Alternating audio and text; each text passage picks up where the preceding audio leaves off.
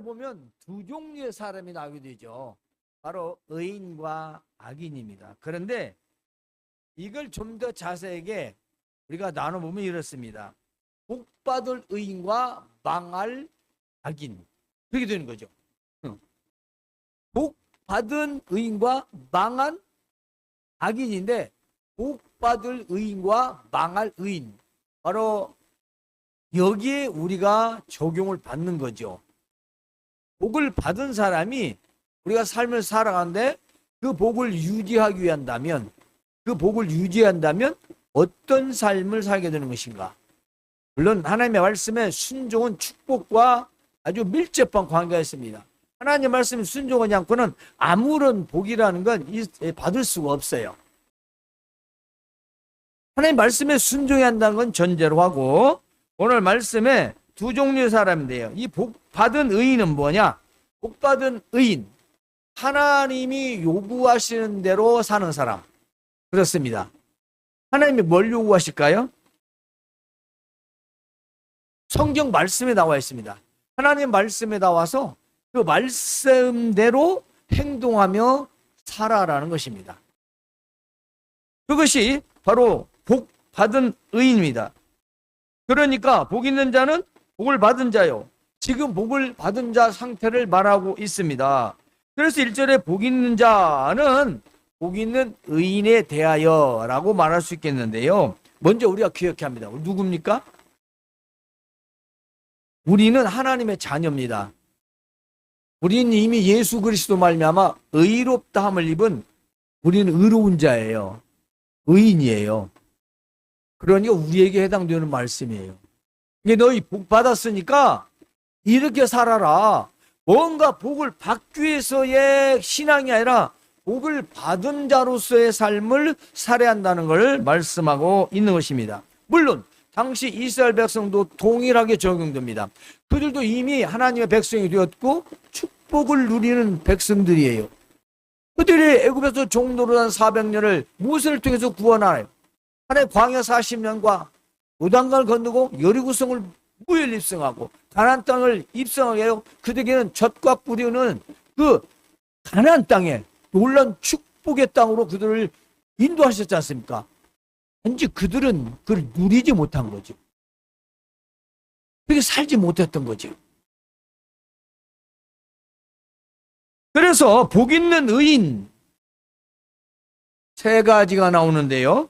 하나는 악인들의 꾀를 따르지 않는다 했습니다. 이 악인들의 꾀를 따르지 않는다는 것은 도덕적으로 비난받지 않는다라는 것입니다. 즉 도덕적으로 비난받는 사람들과 함께하지 않는다. 다른 말로는 악한 자들의 수단과 방법을 따라하지 않는다라는 것입니다.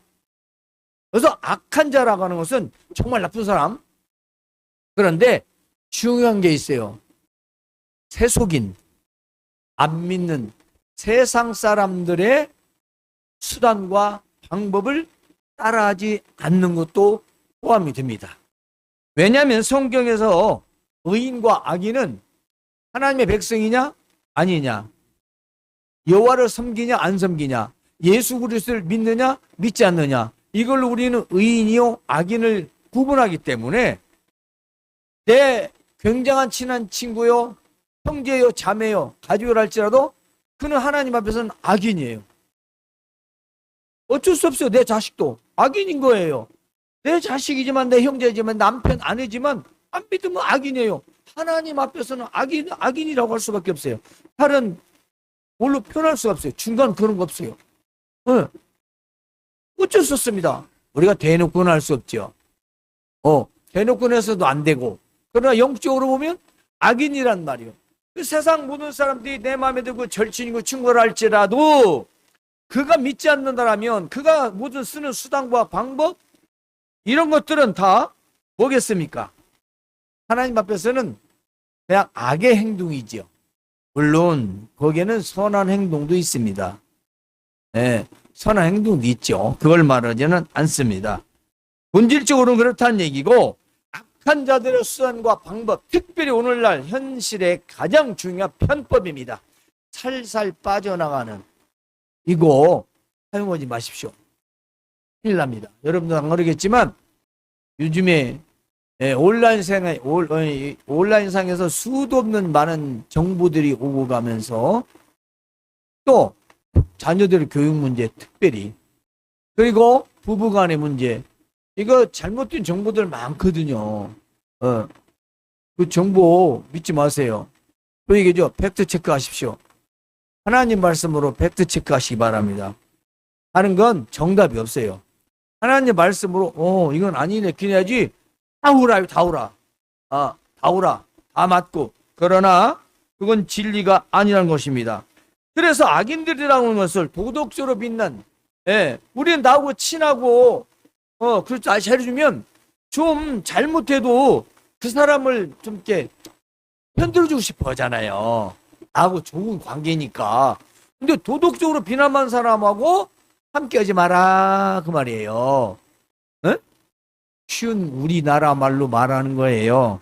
그러니까 중요한 것은 악한 자들, 나쁜 자들의 살아가는 삶의 모습, 수단과 방법, 편법들을 따르지 않고 죄인들의 길에 서지 않는다라는 것은 죄에 빠져 사는 자들을 말합니다. 즉 죄를 짓는 자들의 모습을 행동을 따르지 말라는 것입니다. 그러니까 나쁜 이입니다. 제가 이제 쇼츠를 한 번씩 이렇게 보는 건데요. 눈여겨 되는 것들이 있더라고. 굉장히 자극적으로. 근데 건달도 아니고 깡패도 아니고 아주 말을 거칠게 하면서 사람들에게 자극시키는 그런 장면들이 너무 많아요.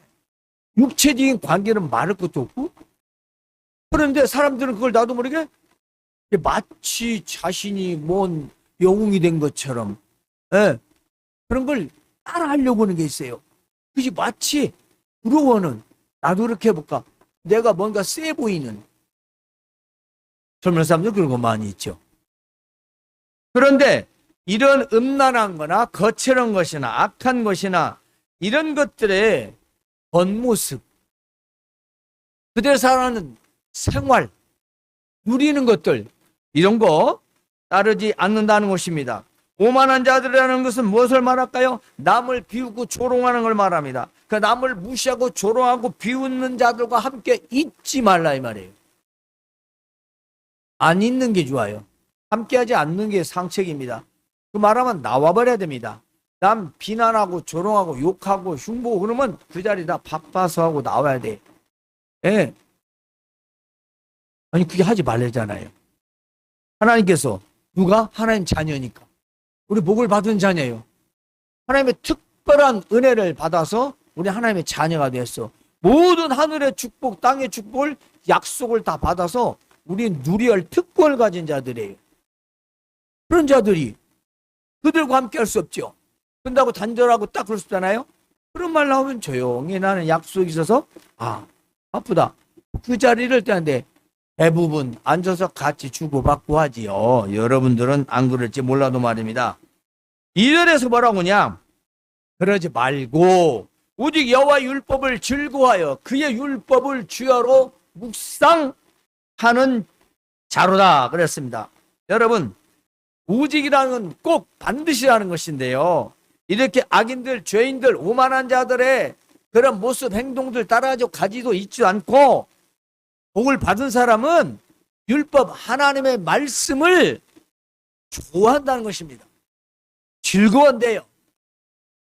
좋아한다는 말 그냥 하는 말 아니잖아요. 남편이 하는 말도 듣기 싫으면 듣기 싫잖아요. 사랑하는 사람도 듣기 싫으면 듣기 싫은데 뭔 말이 좋겠어요. 말씀을 즐거워한다는 거, 율법을 즐거워한다는 거, 하나님을 즐거워하지 않고 하나님을 좋아하지 않는다면 불가능한 일이지요. 그건 하나님과의 관계를 말하고 있는 것입니다. 그러므로 율법을 즐거워한다는 것, 말씀을 즐거워하는 것입니다. 묵상하는 건요, 늘 되뇌이는 거지요. 이 말씀이 어떤 말씀인가? 이 말씀으로 오늘 어떻게 살아내야 할 것인가? 이 말씀을 내가 오늘 어떻게 적용하여 오늘 삶 속에서 살아갈 것인가? 어렵지 않은 겁니다. 잠시 생각해봐도 답이 나오는 거예요. 우리는 정답이 있으니까 좋지 않습니까? 학습서가 있잖아요. 자습서가 있잖아요. 참고서가 아닌 자습서가 있습니다. 인생의 자습서. 하나님의 말씀 원칙이 있지 않습니까? 그러므로 하나님의 말씀을 즐거워하고 묵상하는 자는 주의 말씀을, 하나님의 말씀을 즐거워하고 좋아하는 자다 그렇습니다. 그러므로 하나님 말씀을 믿는 자요, 듣는 자요, 순종하는 자를 말하는 것입니다. 하나님 말씀을 믿지도 않는데 듣겠습니까? 좋아해야지요. 좋아하지 않는데 따르겠습니까? 그대로 살겠습니까? 그렇습니다. 하나님 말씀을 우리가 믿는 자 하는 그 믿는다는 그 마음은 하나님을 사랑하는 마음에서 나오는 것이지요. 그러므로 말미암아 하나님 말씀을 우리가 그대로 살기를 좋아하는 것입니다. 남녀 관계에서 비슷하지요. 우리가 서로 좋아하면 서로의 말을 들어주려고 하잖아요. 좀 마음에 안 들어도, 그렇지 않습니까? 다른 말은 힘들어도 들어주려고 하는 게 서로 사랑하는 관계처럼 하나님께도 마찬가지입니다. 우리는 복을 받은 자요, 하나님의 사랑을 받은 자입니다. 그 큰 사랑을 받은 자, 아들 대신 죽게 하고 우리를 구원하신 은혜와 사랑을 받은 자로서 그분을 사랑하고 그분의 하시는 말씀을 믿고 따르는 것, 이미 복 받은 자입니다.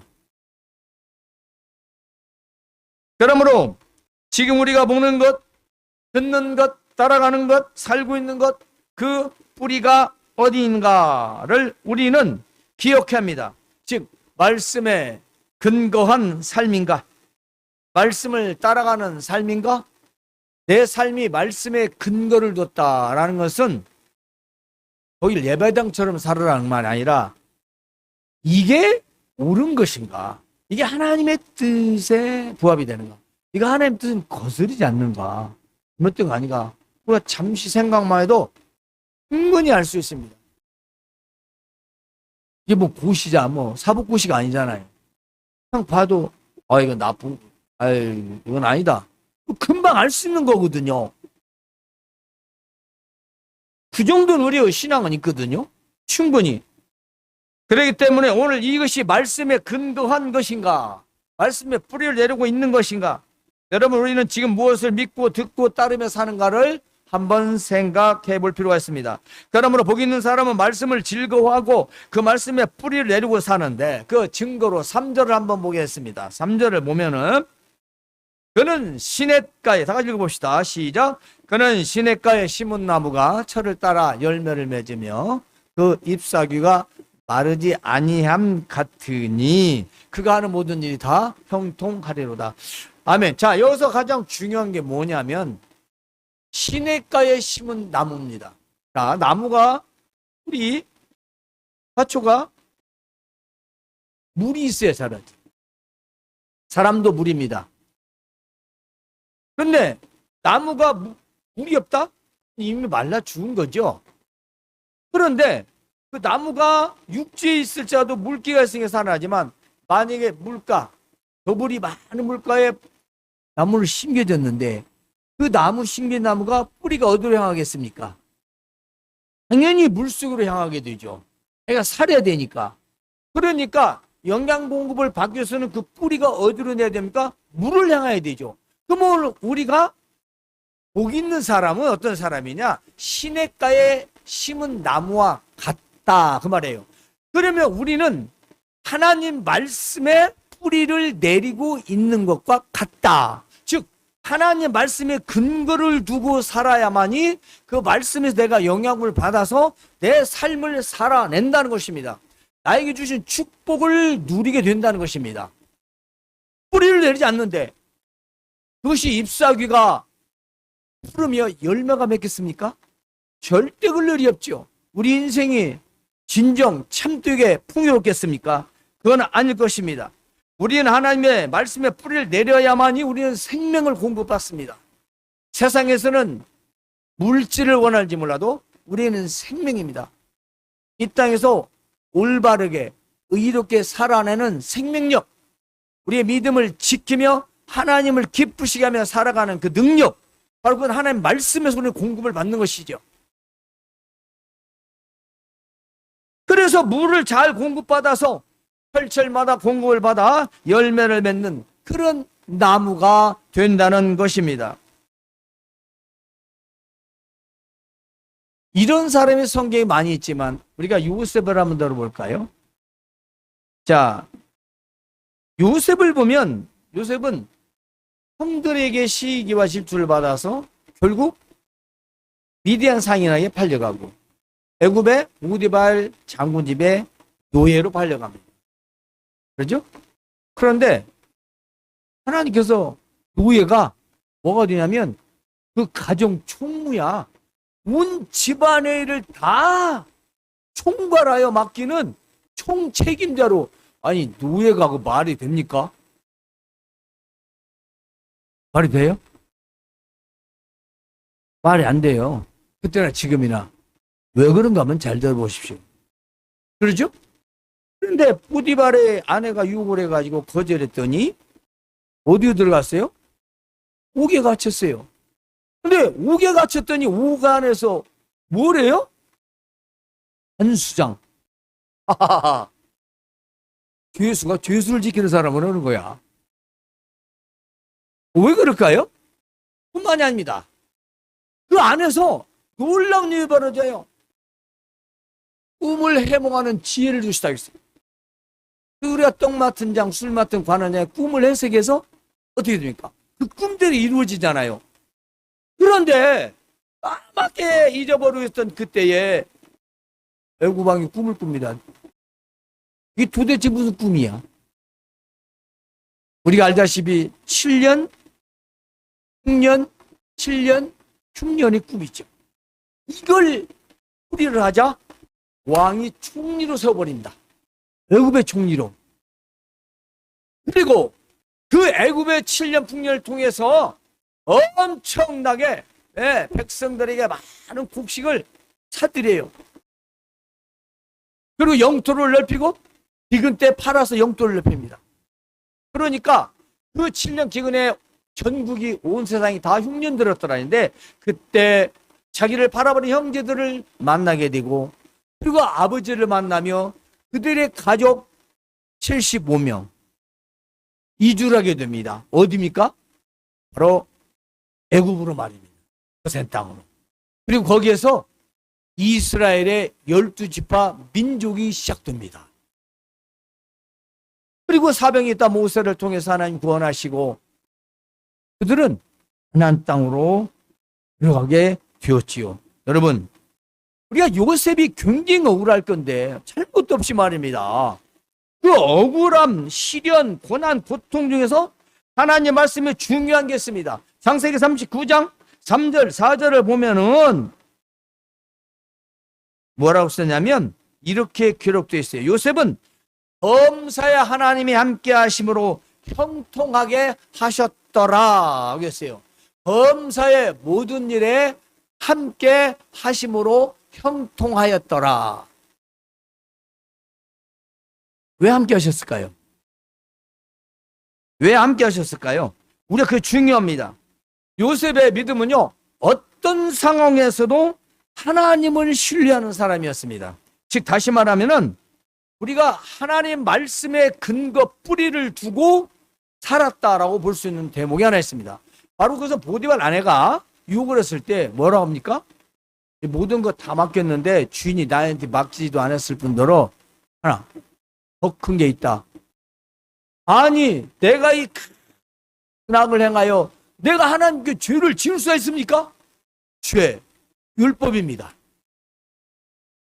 한음, 음란, 행음, 허락지 않은 관계를 말하는 거죠.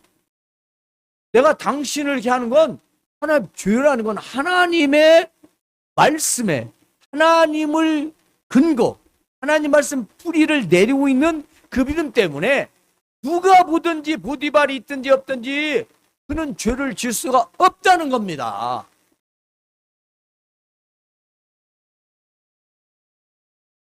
사람은 사람이 없으면 자기 생각이 앞섭니다. 그렇죠? 조금 나은 사람은 양심을 생각해 보고요. 그러나 요셉은 그렇지 않습니다. 우리가 알다시피 요셉은 하나님을 신뢰하는 사람입니다. 말씀은 곧 하나님이죠. 하나님이십니다. 요셉은 그 하나님께 뿌리를 내리는 삶을 살았습니다. 그러므로 하나님이 함께 하실 수밖에 없죠. 하나님을 근거하여 하나님 말씀에 뿌리를 내리고 하나님 의한 삶을 살아가는데 어떻게 하나님이 함께 하시지 않겠습니까? 모든 일에 범사에 형통하게 되었더라 하신 것입니다. 그런데 여기 보면 결국 망할 악인도 나옵니다. 악인들은 그렇지 않다 그렇습니다. 그렇지 않대요. 오직 바람에 나는 겨와 같다. 바람에 나는 겨는 뭘까요? 그렇습니다. 티끌, 쭉정이 이렇게 번역이 되어 있습니다. 이 겨라는 것은 바람이 불면 어디로 날아갈지 모릅니다. 즉 없는 거예요. 없잖아요. 혹시 껍데기니까 쭉정이니까 날아가잖아요. 바람만 불면 날아가잖아요. 그 말씀과 시냇가에 심은 나무를 비교를 해보면 알 수 있잖아요. 시냇가에 심은 나무 뿌리를 냈잖아요. 바람이 불어도 하나가 서 있습니다. 그런데 쭉정이는 바람만 불어도 날아가. 어디로 날아갈지 몰라요. 원칙도 없어. 되는 대로 사는 겁니다. 하나님 말씀에 기준이 없습니다. 자기가 기준입니다. 악한 사람들이요 특징이요 제멋대로입니다. 그렇잖아요. 악인들 특징이요 지멋대로예요. 법도 필요 없고 원칙도 필요 없고 자기가 원칙이고 자기가 옳고 그걸 우리는 정신이 이상하다라고 말하죠. 그걸 정신이 이상하다 말하잖아요. 제정신이 아닌 거죠. 그래도 죄죠. 사람마다 생각이 다를 수 있지만 그걸 악한 사람의 생각이라고 말합니다. 그걸 악한 행동이라고 말합니다. 그걸 악인이라고 말하죠. 그 사람들을 악인들이라고 말했습니다. 그렇습니다. 오직 바람에 날아가는 티끌과 같은 이런 악인들의 행동, 바람에 어디로 날아갈지 모르는 중심도 없고 뿌리도 없고 근거도 없는 그런 악인들의 삶, 결국 저와 같은 인생들이죠. 그러므로 5절을 보면요, 악인들은 심판을 견디지 못하며 죄인들은 의인들의 몸에 들지 못하리라 그렇습니다. 이것은 악인들의 심판이 반드시 있다라는 것입니다. 악인들의 심판의 주권자신 하나님이 하시는 것이고 이건 피할 수도 없다는 것입니다. 아니 면할 수도 없다는 것입니다. 따라서 죄인들이 의인들의 천국 잔치에도 들어갈 수 없다라는 것입니다. 그렇습니다. 결단코 죄인들은 의인들의 모임, 이 땅에서는 보이지 않는 천국이지만 그곳에서는 보이는 천국입니다. 지금은 지상이지만 그때는 지금 땅이죠. 이 땅이지만 그 땅에는 천상입니다. 땅의 천국은 교회를 예표하고 있지만 완전할 수가 없죠. 죄인도 있으니까. 그런데 하나님의 나라 거기는 천국은 죄인은 갈 수 없습니다. 의인만 갈 수 있는 거죠. 그래서 하나님의 나라 영원한 천국은 악인들은 심판을 받으며 죄인들은 의인들과 있을 수 없고 오직 그들은 결국 망하는 인생이 됩니다. 6절에 보면 무릇 의인들의 길은 여호와께서 인정하시나 악인들의 길은 망하리로다 그랬습니다. 이 말씀은 하나님께 인정받은 자라는 뜻인데요. 하나님께 인정받는다라는 것은 하나님이 합당히 여기는 삶을 말합니다. 길이라는 건 삶을 말하죠. 우리가 어떤 삶을 살아가느냐. 그러니까 복 받을 자로 복을 달라며 구걸하며 살아갈 것인가, 내가 복을 받은 자로 살아갈 것인가. 이건 믿음이 완전히 다른 거예요. 하나는 기복신앙인 거예요. 하나는 바른 신앙이에요. 복 있는 의인은 시냇가에 심은 나무와 같습니다. 물에 뿌리를 내리지 않으면 어떻게 되겠습니까? 하나님 말씀에 뿌리를 내리지 않는다면 어떻게 되겠습니까? 그 영혼은 죽습니다. 죽습니다. 하나님 말씀에 뿌리를 내지 않는데 어디 살겠어요? 자, 그림 한번 보여주십시오. 아니 하나님 말씀에 뿌리를 내지 않는데 저 나무와 뭐가 다르겠습니다? 김광철 씨, 화면 좀 띄워주세요. 나무 옆에 오른쪽에 보면 있습니다. 메마른 땅이에요. 사람도 똑같습니다. 하나님 말씀에 뿌리를 내지 않으면 우리는 살았으나 죽은 자예요. 호흡하고 잘 먹고 잘 살지만 그는 망한 인생을 사는 거예요. 그걸 전하고 싶습니다. 말씀의 뿌리를 내리고 하는 사람은 하나님을 인식하는 겁니다. 하나님을 인정하는 것입니다. 하나님의 말씀을 따라 삽니다. 다른 말씀 드릴게요. 하나님 말씀대로 살아가기를 노력하는 사람입니다. 힘쓴 사람입니다. 이 사람은 말씀의 뿌리를 내리는 사람이에요. 웬만해서 흔들리지 않습니다. 뿌리를 깊이 내리기 때문에. 그렇다면 사시사철 우리나라로 철마다 열을 맺는다 하는데 그런 나무가 있을까요? 있답니다. 팔레스타인 지역에서는 물이 지속적으로 흐르는 그 지역에는 열매가 계절마다 맺는데요. 그런 나무가 있답니다. 근거가 있다는 거예요. 나무가 사시사철, 벼도, 이모작, 삼모작도 오잖아요. 저 캄보디아 쪽에서. 응? 베트남. 근데, 그거는 심지만, 나무에서 열매가 그 여름을 맺는데요. 그러니까, 물이 많은 곳, 충분한 곳에는 시들지 않고 계절마다 열매를 맺는 나무도 있다. 이런 나무가 뭐라고 하냐? 이 단어에서 형통이라는 것입니다. 이 단어에서. 잘 된다, 형통하다, 번성하다, 번창하다 그 뜻도 있지만 이 원의 뜻은 이와 같이 물이 많은 그곳에 심겨진 나무에서 열매가 철마다 맺어질 때 형통한다라는 의미를 가지고 있다는 것입니다. 또한 나무가 열매를 맺는 것은 자신의 위함이 아닙니다. 그렇습니다. 그 나무가 자신을 위하여 열매를 맺습니까? 우리가 비유적으로 본다면 그 열매는 자신은 먹지를 못해요. 누구를 위한 겁니까? 사람을 위한 거죠. 아니면 다른 누군가를 위한 것입니다. 그렇죠. 오늘 중요합니다. 그 의인의 형통, 우리의 형통은 뭘 말할까요? 내 자신의 기쁨과 행복도 중요하지만 다른 사람에게 유익을 주는 형통, 성공, 여기에 의미가 있다는 것입니다. 남을 이롭게 하고 남을 유익을 주고 남을 좋게 하는 유익과 성공을 말하는 것이죠. 그것이 참된 형통이라는 것입니다. 우리가 알고 있는 나 잘 먹고 잘 되고 대대자자 손수의 푸기 영화 누리는 그 형통도 있지만 오늘 복 있는 자라는 그 형통의 의미는 나를 비롯하여 다른 사람의 유익과 기쁨을 나눠주는 성공을 말합니다. 여러분, 우리나라 부자 많죠? 세상에 부자 많습니다. 다 성공했다고 그죠? 그 사람 행복합니까?